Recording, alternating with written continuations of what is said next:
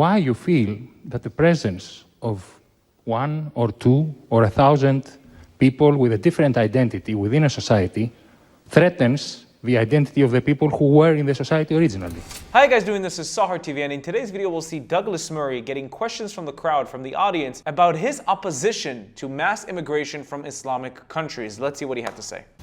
I would like to make a point to Mr. Murray, and I would like to ask you why you feel that the presence of one or two or 1,000 people with a different identity within a society threatens the identity of the people who were in the society originally.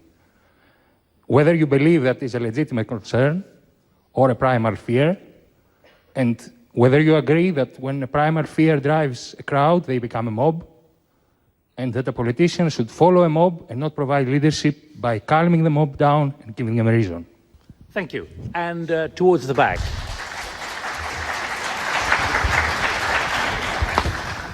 I am against the motion, and I would like to say that the European Union was an ex-colonial power, so most of the countries of the Third World were exploited from us. So now we cannot say that we don't accept them, because most of their riches and their wealth were taken from us. And Mr. Volodis talked about our values as European citizens, as humans.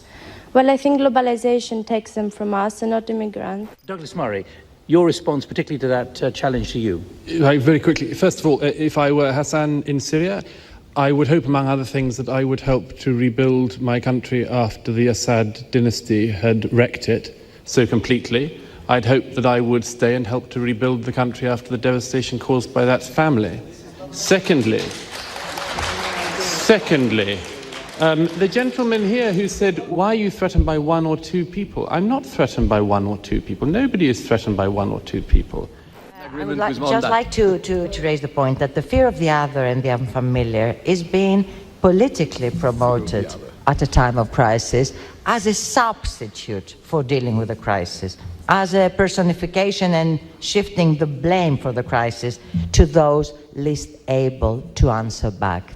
Don't do that mistake, please. So very quickly, I don't think, can I just very quickly, I'm noticing this, I don't see the crisis being blamed on immigrants, and quite rightly not. The crisis, as I see it in Europe, is mainly blamed on bankers. It's mainly blamed on financiers. I mean, maybe we're watching different debates. Let's talk about migration. Please, who's got the microphone up there? Hello, I'm Vasilis Papadopoulos. I'm currently undecided, and I would like to address Douglas Murray. Since he mentioned two completely different things, which is actually true about cities immigrants are arriving in. Are there two different societies, two parallel societies, or are the actual locals losing their identity? How are they losing it if there are two different and parallel societies? Douglas Murray, quickly.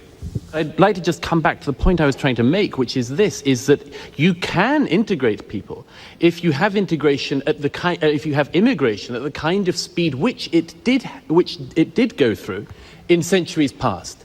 But if you have migration at the speed at which it is now happening, the examples I gave, the same amount of immigration every couple of weeks, every couple of months, as was happening across centuries before, then you cannot integrate people. Then you have no hope of integrating people. Then people will come in, they will not have to meet anyone from the society they are going into, and they will lead parallel lives. And there are all sorts of miseries that come from that. Two parallel societies at the same time. I think this is a very good example of the prejudice against migrants. You are doomed if you mingle because you affect natives, but you're also doomed if you stay separately because you sort of keep an identity. Listen, I don't have a problem with immigration as long as it's done legally and proportionally. If you go and live in the United States, for example, every morning, as a child and as a teenager, you're going to stand in front of the flag and say, I pledge allegiance to the flag. That's what you do every single morning to integrate you within the society, within the culture. But in those kinds of societies, they open their own schools, their own madrasas, their own everything, and they separate themselves from society. When they bring a foreign culture to the UK, to France, and different traditions to the UK and to France, what do you think is going to happen? Stabbings, killings, terrorism, Grooming gangs. It is inherently impossible to make this specific group integrate because they're coming here by the millions, and that's where the problem begins. You have people who don't speak your language, don't understand your culture, and then you get the UK and France. Thank you so much for watching. I'll see you in the next video. Bye-bye. If you'd like to watch more of my stuff, please check out my channel down below. If you like what you see, don't forget to subscribe to the YouTube channel and hit that notification button so you can be notified every time I upload new content. If you'd like to support me and the channel financially, you can do that using Buy Me Coffee or Patreon down in the links below. Also, we now have a Discord that you can join down in the link below. And now you can become a YouTube member and enjoy specific YouTube perks.